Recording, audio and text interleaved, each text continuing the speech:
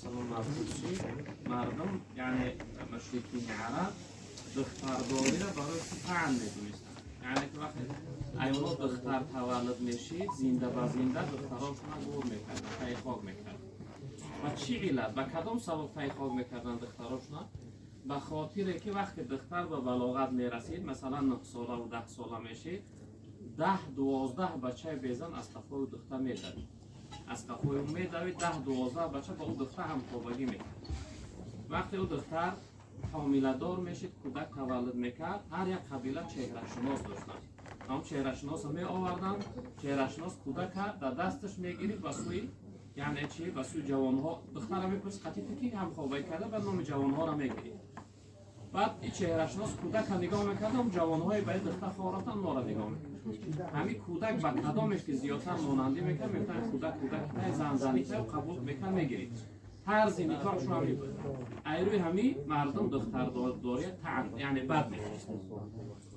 حضرت عمر رضی الله تعالی عنه روایت میکنه که میگه یک دخترچه والله علم 5 ساله و 4 ساله و چند قیبت که میگه وقتی بردمش در نزدم ایستادم میکندم، گفت وقتی میکنم بود در ریشم حتی خاک ریخت، اومد ریشم تازه کرد، پدر جان ریشه تا غشت کردیم چخری کردم بود و دستای خودم در خاک موندمش و بالاشو بار کردم. حتی میگه تا 4 روز آواز نالش ایتای خاک میبرم. مثلا ای پدری کارا نکرد، من زورم آمد درد یافتم، گفتم شکایت میکنم. اما میگه وقتی زمان جاهلیت بود همین کارا میکنه. الحمدلله اسلام اومد اون یعنی فعل رفتار حیوانی را ای جامعه دور کرد، نکاح آورد که الحمدلله مسلمان و مسلمان زاده وقتی نکاح میکنند به یگان شبهه، به یگان یعنی فکر گمان بسم الله گفته یعنی چیکار میکنم دختر را نکاح میدارم که دختر یگان کس با او معامله مناسبت کرده. که بخاطر ما باید شکرانه نعمت نکاح به جا بیاریم. نکاح خودش چی است؟ فاصلا و قاطعا بین الحلال و الحرام، فصل کننده و قطع کننده بین حلال یعنی حرام ای انسانیت دور میگه. وقتی انسان زن داشته باشه با سوی حرامی دیگه میل نمیکنه. نعمت نکاح نعمتیه که جناب پیامبر صلی الله علیه و سلم میگن نصف دین انسان کامل میکنه. یعنی نصف دین انسان کامل میشه وقتی که نکاح کرد. در نصف دیگه میگه ای پروردگار بترس. به این خاطر جوانهای محترم ما باید که بدونن که یعنی نکاح که ای شعارهای دینی ما های، نکاح که ای پاکیزگی جامعه های، نکاح یعنی شرف یعنی آبروی انسانیت. و همین خاطر شکرانه این نعمت نکاح انسانیت باید که چیکار کنه بجا بیاره. جناب پیامبر صلی الله علیه و سلم میگه نکاح سنت من است. هر انسانی که ای نکاح سرکشی کنه او شخصیت ای امت من نیست، یعنی که در امتی قبولش نداره. و همین خاطر شکرانه این نعمت نکاح انسانیت باید بجا بیاره. جناب پیامبر صلی الله علیه و سلم وقتی که داماد و عروس نکاح میکردن ای سه چیز نصیحت میکردن. این نصیحت اگرچه من برای دادر ممکن و همه شما وابستگی دارم. یکم نصیحت جناب پیامبر صلی الله علیه و سلم این بود برای یعنی داماد و عروس که وقتی انسان نکاح میکنه آیله برپا، یعنی که یک خواجگی یک آینه نو بنیاد میکنه، آباد میکنه. جناب پیامبر میگن که ای شخصیت اگر بخواهی که حیاتت خوشبختانه بگذرد، اگر بخواهی که حیاتت برای برکت باشد، اگر بخواهی که در زندگی پیش قدم و چی قدر یعنی سعادتمند باشی، حرکت که در عبادت بندگی خدا پیش قدم بود. یعنی در زندگی یکم درجه بندگی الله بود. انیق بودن که پروردگار تو را برای بندگی خودش خلق کرده است، باید بنده خوبش باشی و خوبی بندگیش کنی و فراموش نکنی که آخر نزدش. یکم درجه در هر آیله، در هر خاندان برای هر یک شخصیت یک عبادت بندگی الله. برای بچه‌ها جون بنده خوبی خدا باشه، زندگیتونه و عبادت بندگی پروردگار بگذرانه. یک نوع زندگی کنه که وقتی آخر نزد الله رب العالمین رفته پروردگار شما را یعنی در بندگیش قبول داشته باشه. پروردگار آغوش رحمتش کشاده کنه بگه بیا قبولت دارم، نگه که وامتاز الیوم ایها المجرمون، نگه که گم که خطای گناهگار ای نافرمان بردار، ای سرکش، ای گریزپا، ای نافرمان بردار نگه. یعنی که انسانیت باید یکم درجه در زندگیش عبادت بندگی خدا را قرار بده. دوم درجه نصیحت جناب پیامبر صلی الله علیه و سلم برای جوانها، برای دامادها و عروسین بود که بعد عبادت بندگی خدا هر انسان باید احترام پدر و مادر شود. پدر و مادر خدمت کنه، پدر و مادر از خودش راضی بگردن، پدر و مادر دعاشون بگیره. انشاءالله که دعای پدر و مادر، خدمت پدر و مادر، رضای پدر و مادر، هر انسانی که اصل کرد و شخصیت یعنی که خوشبختی دنیا و آخرت اصل. جناب پیامبر صلی الله علیه و سلم میگه پروردگار تمام گناه ها را عذابش رو به قیامت میگذارد مگر گفتن آزار پدر و مادر. هر انسان پدر و مادرش آزار داد، پروردگار و فرزند در همین دنیا با یک بلای مبتلا، در همین دنیا خارش میکنه، در همین دنیا در بیا رنج و مشقت مبتلا و گرفتارش میکنه. به این خاطر بعد عبادت بندگی خدا احترام پدر و مادر، خدمت پدر و مادر، رضای پدر و مادر. در 4 جای قرآن الله بزرگوار وقتی امر میکنه برای بندگی خودش، در حال بعد اون میگه که و بالوالدین احسانا، پدر و مادر تا نیکی که پدر و مادر تا خدمت کرد، پدر و مادر تا ای خودت راضی بگردش. جناب پیامبر صلی الله علیه و سلم میفرماید که رضا الله فی رضا الوالدین، راضیگی پروردگار در رضاگی پدر و مادر، قهر غضب پروردگار هم در ناراضگی و غمگینی پدر و مادر. و سوم نصیحت جناب پیامبر صلی الله علیه و سلم برای دامادها و عروسان میگه که یعنی که حرکت داشته باشن در زندگیشون، باید محبت داشت، همدیگر را دوست بدارن، همدیگر فهمی داشته باشن. یعنی زن همچون غلام، همچون یک چیز بی ارزش استفاده نبرن. چون که جناب پیامبر صلی الله علیه و سلم پرسیدن گفتن یا رسول الله ای همه زیادتر در دنیا شما چی را دوست می‌داره؟ حضرت گفتن حبی بد الی من الدنیا المرأة لطیف.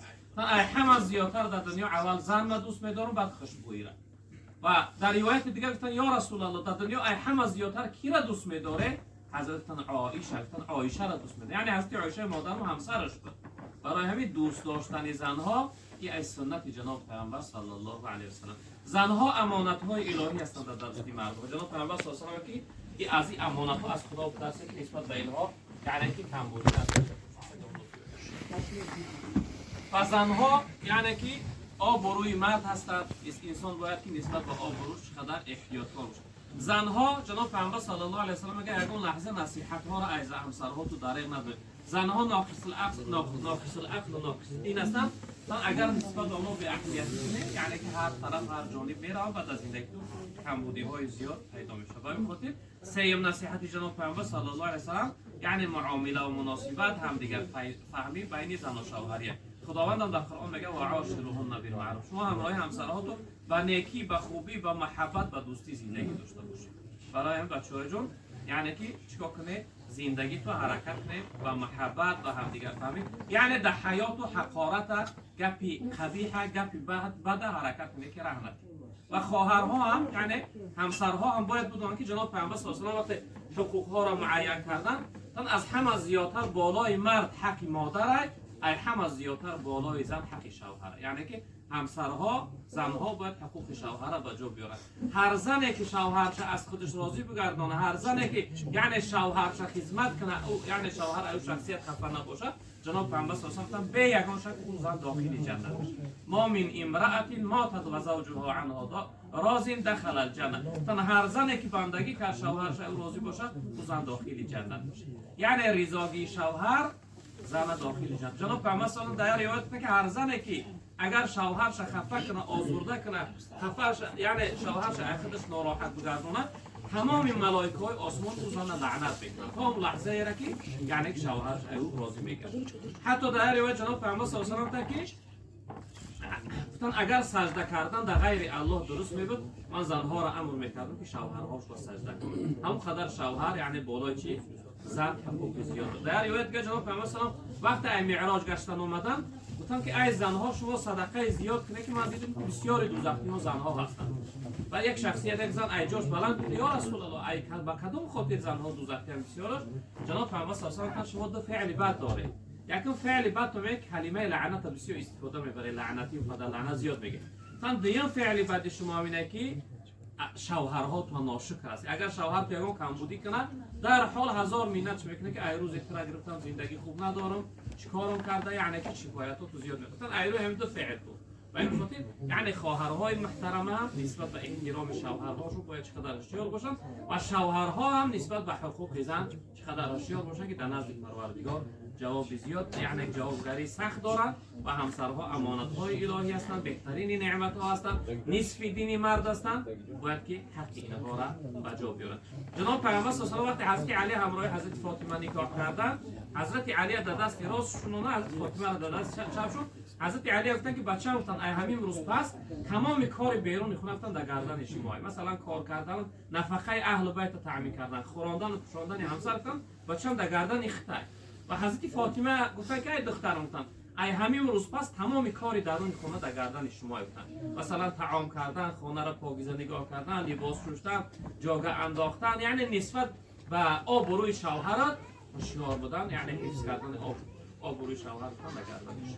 و این خاطر این نصیحت جناب پیامبر صلی الله علیه و سلم باید که برای تمام جوانها درس باشد. خداوند این توی مبارک بگردونه، دادر ما را همراهی خواهرچه مکینین، وقت سعادت، عزت و آبروی دنیا و آخرت نصیب شون بگردونه. خداوند این توی مبارک بگردونه، جمعیت پروردگار را کدامش که بیزاره براش یک همسر صالحه پاکیزه نصیب بفرما، برای جمعیت ما عزت و آبروی دنیا و آخرت نصیب بگردونه. پروردگار را فیض برکات در جمعیت نازل بفرما. پروردگار توی اکای حکیم جان توی اکای ما را پروردگار دو یعنی اهل دو عائله را پروردگار توی هاش را مبارک بگردون، همیشه در حیات چو چنین خرسندی ها و شادی ها باشه.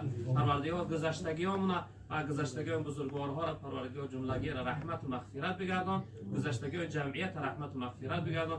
پروردگار این جمعیت در دل ها هر امید و آرزو مراد و مقصد داشته باشند و مراد و مقصد برسان. و صلی الله تعالی علی خیر خلقه مولانا محمد صلی الله علیه و آله.